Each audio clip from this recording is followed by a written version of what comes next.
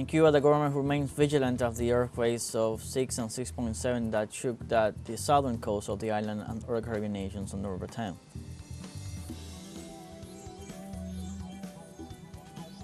The United Nations approved the Russian resolution to combat glorification of Nazism.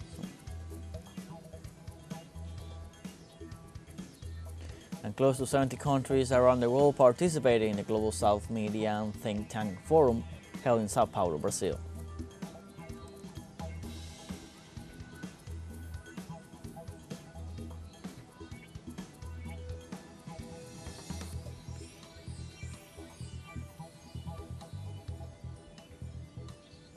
Hello, welcome from the South. I'm Luis Alberto Matos from the teleSUR studios in Havana, Cuba. We begin with the news.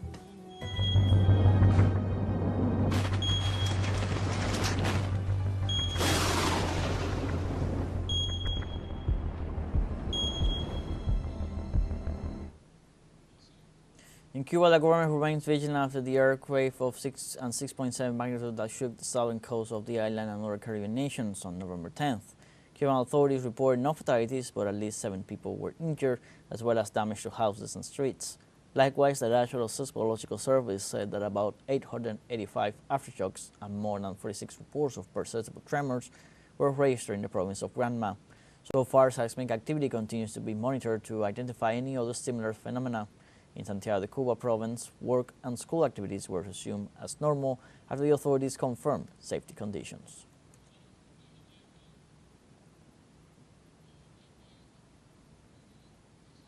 The Jamaica Meteorological Service is on alert Tuesday for a tropical wave, which due to conditions in the Caribbean Sea could develop into a tropical cyclone. The tropical wave is slow-moving and is influencing Hispaniola, so it could be in Jamaica by Tuesday or Wednesday. According to the entity, the projections are for cloudy conditions with periods of showers and thunderstorms, which could be strong at times to affect especially the south and northwest of the country through Wednesday night. The tropical wave could merge with a broad area of low pressure across the southwestern Caribbean Sea, giving it a 50% chance of becoming a tropical cyclone in the next 7 days.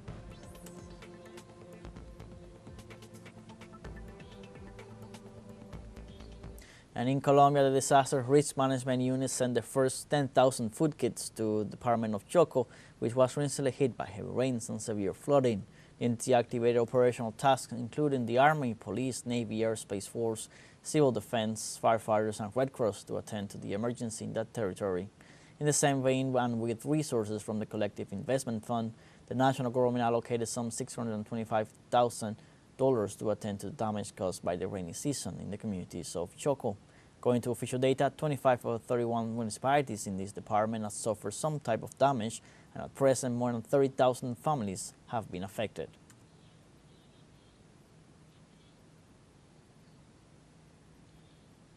And Colombian authorities reported this November 11th that the San Jose Mulatos volcano erupted, located in the department of Antioquia in the northwest of the country.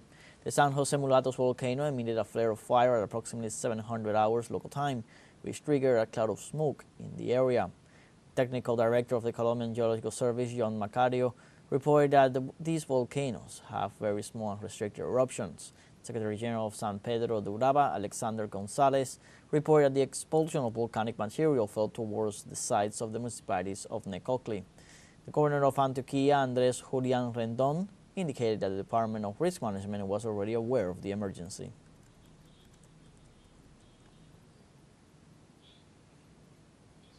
And on November 11, world leaders and parties gathered in Baku, Azerbaijan for the 29th session of the Conference of the Parties to the United Nations Framework Convention on Climate Change, with the aim of reaching crucial climate agreements.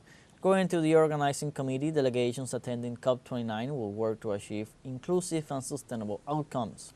From November 11th to the 22nd, 2024, COP29 will seek to push forward agreements among countries to limit global temperature rise to less than 1.5 degrees and boost sustainable societies and economies.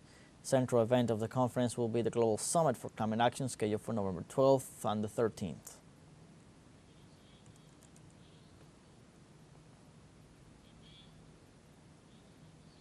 And in Haiti, entrepreneur Alex Didier Fulsain was sworn on November 11th as new prime minister following the removal of Gary Conille, who described the move as illegal and unconstitutional.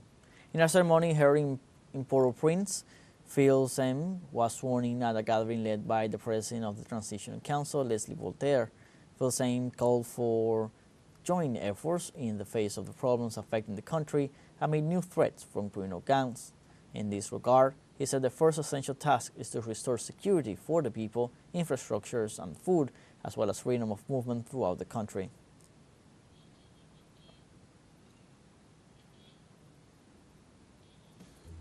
Now we have our first short break coming up, but first remember you can join us on TikTok at teleSUR English, where you'll find news in different formats, news updates, and much more. We'll be right back. Stay with us.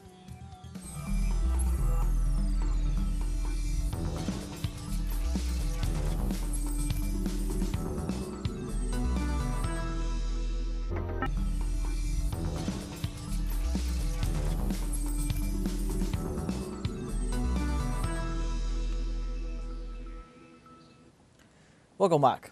The United Nations approved a Russian resolution to combat the glorification of Nazism. The vote was supported by 116 countries, while 54 countries voted against, including Germany, Canada, France, Japan, the United Kingdom, Ukraine, and the United States. Meanwhile, 11 countries abstained. This resolution aims to reject the glorification of totalitarian regimes, particularly the Nazi regime, and the denial of its crimes, including the Holocaust. It also seeks to condemn the rehabilitation of figures and symbols associated with Nazism, as well as the justification of its crimes, calling on countries to avoid historical distortion, especially in relation to war crimes committed during the Second World War.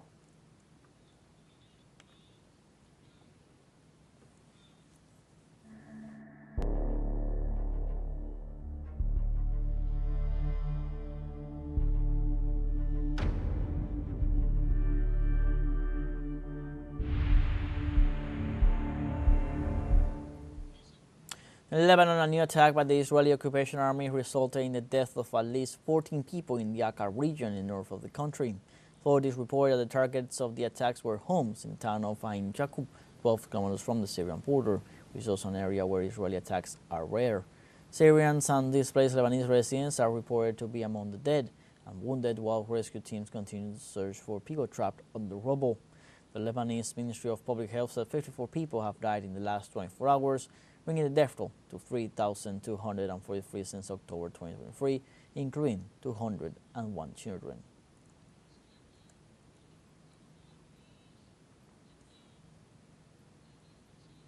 And in Palestine, at least 10 people were killed by an Israeli occupation army bombardment on a humanitarian area in the Gaza Strip. The new attack took place on the night of November 11th when drones launched missiles at people sitting in a field of coffee located in Al-Mawasi, an area in southern Gaza designated as safe by Israeli forces. Paramedics and civilians transferred several wounded to Nasser Hospital in Han Yunis. On the other hand, Wafa news agency reported that amid heavy shelling, Israeli forces on Tuesday surrounded a school that houses 130 displaced families in the town of Beit Hanun. Since last October 7, 2023, 43,603 people have been killed as a result of Israel's genocidal offensive against the Gaza Strip.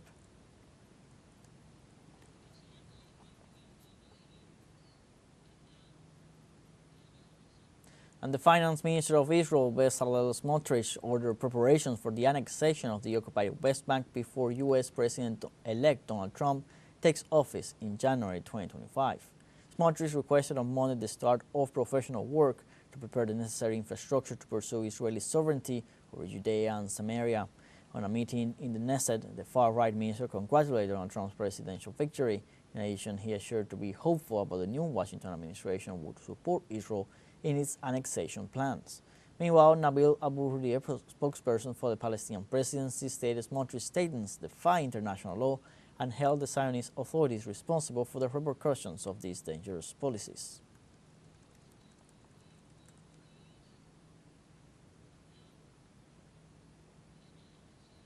And a week after Donald Trump's electoral victory in the U.S. presidential elections, hundreds of activists took to the streets in several cities across the country to reject the anti-immigrant rhetoric of the president-elect, who promised massive deportations on the first day of his return to the White House. In New York City, thousands of people gathered in the vicinity of the Trump Tower and walked through the streets and avenues showing their dissatisfaction with the deportation policies announced by the next occupant of the White House.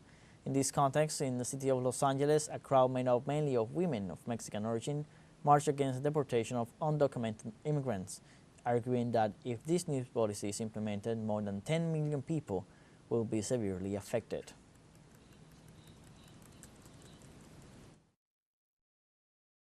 Now with the change of government, many legal problems are coming to us, but more to the undocumented people. They don't have the right to a retirement. There are not documents for them to retire, for there to be something beneficial. People who have been here for more than 15, 20, 25, 30, even 40 years, because we haven't had a legalization for almost 40 years.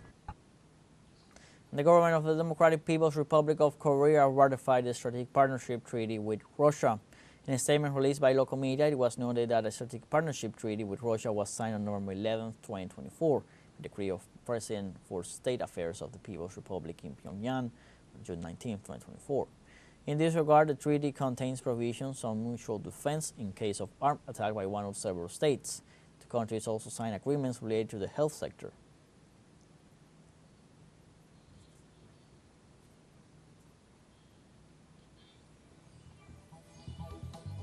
We have a second short break coming up, but before we invite you to visit our YouTube channel at teleSUR English, there you'll be able to rewatch our interviews, top stories, special broadcastings, and more. Hit the subscribe button and activate the notification bell to stay up to date on the world's most recent events. Found your break? Don't go away.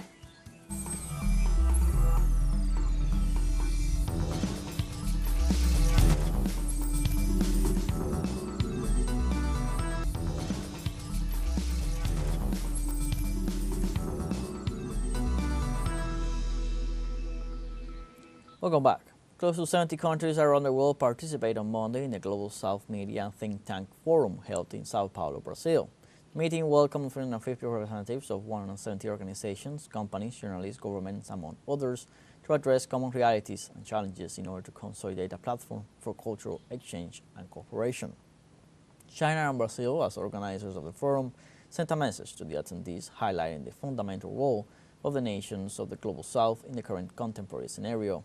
Chinese President Xi Jinping sent a letter to the forum expressing his country's willingness to promote multilateralism and to advocate an equitable and orderly multipolarity in the world.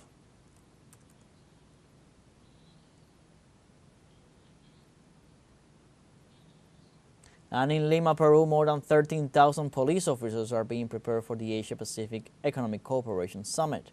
The Peruvian government plans to guarantee the security of the summit, which is taking place this week in Lima. The President of the United States, Joe Biden, and China, Xi Jinping, are heading the meeting of the forum, which brings together the leaders of 21 economies that represent 60% of global GDP. The Interior Ministry reported that the security arrangements include facial recognition equipment, anti-drone systems, and a bomb disposal robot. Prior to the police deployment, the Congress authorized the entry of 600 soldiers from the United States to support the government in security tasks.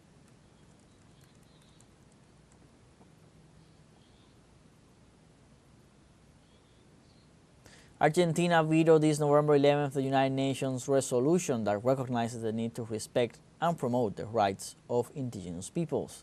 Argentina, a country where there are 58 communities of indigenous peoples, according to its 2022 population census. It was the only one of the 168 countries to vote against a resolution that seeks to strengthen the rights of indigenous communities in areas such as justice, environment, and preservation of ancestral languages and traditions. The resolution denied by the government of Javier Milei establishes that indigenous peoples are entitled to the full enjoyment of human rights and fundamental freedoms recognized in the United Nations Charter, the Universal Declaration of Human Rights, and international human rights standards like as right to non-discriminatory and self-determination.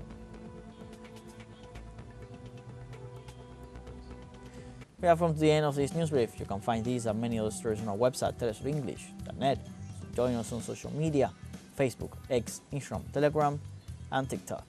For teleSUR English, I'm Luis Alberto Matos. Thank you for watching.